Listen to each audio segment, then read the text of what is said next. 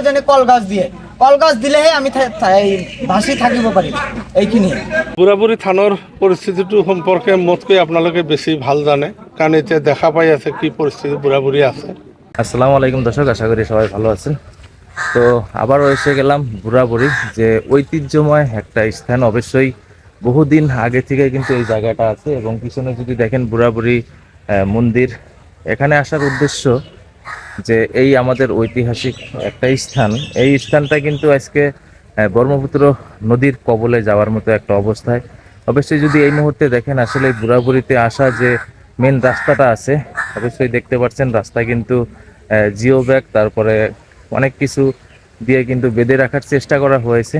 তারও মাঝে অবশ্যই দেখতে পাচ্ছেন যে ব্রহ্মপুত্রর যে ভয়াবহ তাণ্ডব, সেই তাণ্ডবের কবলে কিন্তু অবশ্যই যে মেন রাস্তাটা আছে বুড়াবুড়ি যাতায়াতের, সেই রাস্তাটা কিন্তু প্রায় নিঃশেষ হওয়ার মতো একটা অবস্থা। অবশ্যই যদি এই মুহূর্তে আপনারা দেখেন আসলে এখানকার পরিবেশ কতটা ভয়াবহ হয়ে আছে, এবং সমস্ত অঞ্চল জুড়ে অবশ্যই দেখতে পাচ্ছেন যে আসলে আজকের এই বুড়াবুড়ি অঞ্চলটা যাতায়াতের জন্য যে রাস্তা, সেই রাস্তা কিন্তু একদমই প্রায় নদীর মাঝে চলেই যাচ্ছে। অবশ্যই শুধু যদি এই মুহূর্তে যদি দেখেন এই অঞ্চলটা হয়তো কিছুদিন পর একটা এই ব্রহ্মপুত্র দ্বীপ সাদৃশ একটা কিন্তু স্থান হয়ে দাঁড়াবে। তখন কিন্তু আর রাস্তা দিয়ে সরাসরি কেউ আসতে পারবে না, নৌকা ছাড়া কোনো বুদ্ধি হবে না। এই আমাদের ঐতিহ্যময় একটা ঐতিহাসিক জায়গা বুড়াবুড়ির থান। আসলে যে আমার ঐতিহ্যময় এটা বুড়াবুড়ির থান, এতে ব্রহ্মপুত্র কবলত যাব লগা অবস্থা হয়েছে। আসলে স্থানীয় বিভাগীয় কর্তৃপক্ষ বা আমার এখানে যিজন প্ৰতিনিধি আছে তেওঁলোকৰ ওচৰত আসলে আপোনালোকৰ আবেদন কি?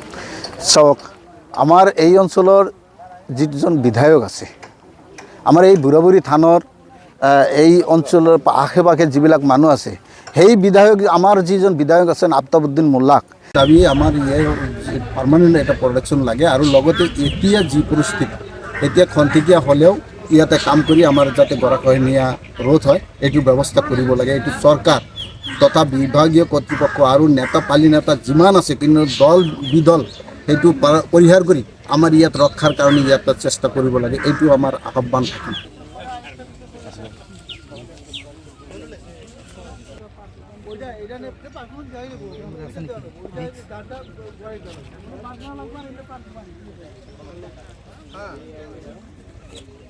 বুঢ়াবুঢ়ী থানৰ পৰিস্থিতি কেনেকুৱা? বুঢ়াবুঢ়ী থানৰ পৰিস্থিতিটো সম্পৰ্কে মোতকৈ আপোনালোকে বেছি ভাল জানে, কাৰণ এতিয়া দেখা পাই আছে কি পৰিস্থিতি বুঢ়াবুঢ়ী আছে। এইটো মই ক'ব লগা কথা নহয়। বুঢ়াবুঢ়ী বৰ্তমান যিটো বুঢ়াবুঢ়ী থান, এই থানত সোমোৱাৰ কাৰণে যিটো মূল পথছোৱা, সেই মূল পথছোৱা ইতিমধ্যেই থ্ৰেট হৈছে। আৰু বহুদিনৰ পৰা আমি ইয়াত কাম কাজ কৰি আছিলোঁ, কিন্তু সেই কাম আমাৰ কোনো কামত লগা নাই। আজি এটা বৃহৎ ফাট মেলি পেলাই নামি গৈছে এটা ছাইড। এতিয়া আমাৰ মূল পথছোৱাই শেষ হোৱাৰ উপক্ৰম হৈছে এই বুঢ়াবুঢ়ী অৱস্থা। আচলতে কি নিশ্চিন্ন হ'ব নেকি এই ঐতিহ্য? নিশ্চিন্ন হোৱাৰ পথতে, কাৰণ এই ঐতিহাসিক ঠাইডোখৰ ৰখাৰ কাৰণে আপোনালোকে দেখা পাইছে অসম বিধানসভাত মই সজোৰে এই কথা উত্থাপন কৰিছোঁ বহুবাৰ। যিমান বিধানসভাৰ অধিৱেশন হৈছে, প্ৰত্যেকটো অধিৱেশনতে মই বুঢ়াবুঢ়ীৰ কথাটো আনিছোঁ যে বুঢ়াবুঢ়ী এইটো ঐতিহাসিকপূৰ্ণ ঠাই। এই ঠাইত আমাৰ এই অঞ্চলৰ যিসকল হিন্দু ধৰ্মাৱলম্বী মানুহ আছে, তেওঁলোকে ইয়াতে পূজা পাঠ কৰে বছৰত। আৰু লগে লগে আমাৰ স্থানীয় যিখিনি মিয়া মানুহ, মুছলিম মানুহ, মাইনৰিটি মানুহ, সকলোখিনি মানুহ তেওঁলোকৰ লগত লগ হৈ এই ঐতিহাসিকপূৰ্ণ ঠাইডোখৰ ৰখাৰ কাৰণে অহৰহ চেষ্টা চলাই আছে। চৰকাৰক বাৰে বাৰে কোৱাৰ পিছতো তেনেকুৱা ধৰণৰ কোনো পুঁজি ইয়াত আবণ্টন দিয়া নাই।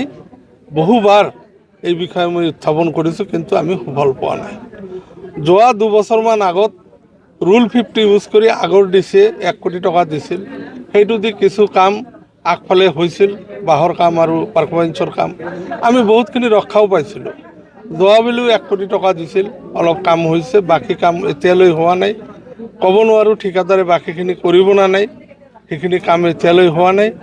কিন্তু এইবাৰ যেতিয়া আমি আজি কেইদিনৰ পৰা ইয়াৰ অৱস্থা যেতিয়া বেয়া দেখিলোঁ, আমি আহি পেলাই আমাৰ বৰ্তমানৰ এমপিক আমি কৰ্ণগোচৰ কৰিলোঁ। তেওঁ নিজেও ইয়াত আহিলে, চাই পেলাই এটা সঠিক পদক্ষেপ লোৱাৰ কাৰণে বিভাগীয় কৰ্তৃপক্ষক অনুৰোধ জনাই গৈছে বা নিৰ্দেশ দি গৈছে। কিন্তু নিৰ্দেশ দিলেও যিখিনি কাম কৰিলে কিন্তু সেই কামখিনি মানে অস্থায়ী কাম আৰু অস্থায়ী কামটো নাথাকে স্থায়ীভাৱে নহ'ল সেই কামটো বেয়া হৈ গ'ল আজি যোৱাকালি আকৌ মই খবৰ পালোঁ যে এনেকুৱা অৱস্থা আপোনালোকে জানে এই সময়খিনি মানে এনেকুৱা দুৰ্যোগপূৰ্ণ সময় সমষ্টিৰ প্ৰত্যেকটো ঠাই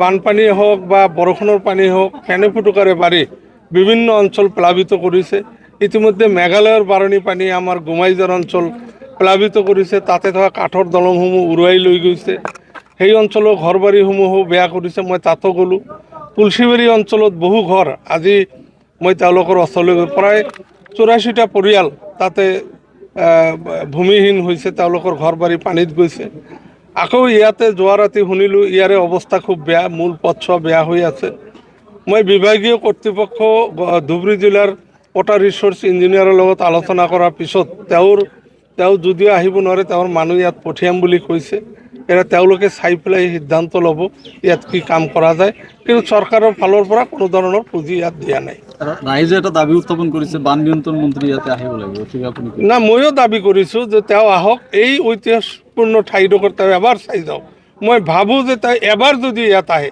এবাৰ যদি এই ঠাইডোখৰ চায় নিশ্চয় তেওঁৰ এটা এই ঠাইৰ প্ৰতি এটা মৰম হ'ব এই অঞ্চলটো বাচিব এই অঞ্চলৰ ৰাইজৰ যি আহুকালীয়া যি আমাৰ ঐতিহাসিকপূৰ্ণ যি আমাৰ মন্দির আছে সেই মন্দিরটো রক্ষা হব এখানে মই তাকে অনুরোধ জানাইছো হ্যাঁ নিশ্চয়ই দেখতে পাচ্ছেন আসলে এখানকার যে অবস্থা এবং যে পরিস্থিতি হয়ে দাঁড়িয়েছে এই মুহূর্তে তো স্থানীয় এমএলএ আফতাবউদ্দিন মোল্লা সাহেব এবং ধুবরী জেলার থেকে আসা ইঞ্জিনিয়ার অবশ্যই ভিজিট করে গেল তো দেখার মতো বিষয় এটাই আসলে এই কাজ কতটুকু আর কি সম্ভব হয় তাদের দ্বারা আসলে দেখতে পাচ্ছেন যে জায়গাটা কতটা ভয়াবহ অবস্থা হয়ে দাঁড়িয়েছে সরাসরি দেখেন স্থানীয় সব মানুষ কিন্তু একটা আতঙ্কের মধ্যে আছে শুধুমাত্র একটা যাওয়ার আসার রাস্তা যে কোনো মুহূর্তে ছিঁড়ে যেতে পারে রাস্তাটা অবশ্যই দেখেন এখানকার যে ভয়াবহ অবস্থা আসলে কতটা ভয়ঙ্কর হয়ে আছে তো যাই হোক স্থানীয় এমএলএ সাহেব এবং ইঞ্জিনিয়ার সাহেব ওনারা এসে এখানে পর্যবেক্ষণ করে গেলেন এখন কথা হলো এটাই ওনারা কতদূর এই জায়গাকে রক্ষা করতে পারে এতটুকুই অবশ্যই সবাই চিন্তা ভাবনার মাঝে আছি আমরা যেহেতু আমাদের ঐতিহাসিক একটা স্থান এই বুড়াবুড়ির থান সবাই আসি এখানে হিন্দু মুসলমান সবাই একত্রিত হয় এখানে একটা মিলনভূমি এই জায়গাটা তো যাই হোক অবশ্যই এতটা গরম প্রচণ্ড গরমের মাঝে আপনাদের দেখানোর চেষ্টা করছি তো এতটুকুই এখন দেখি আসলে এই জায়গাটা রক্ষা করতে পারে কিনা সেটা হলো লক্ষণীয় বিষয়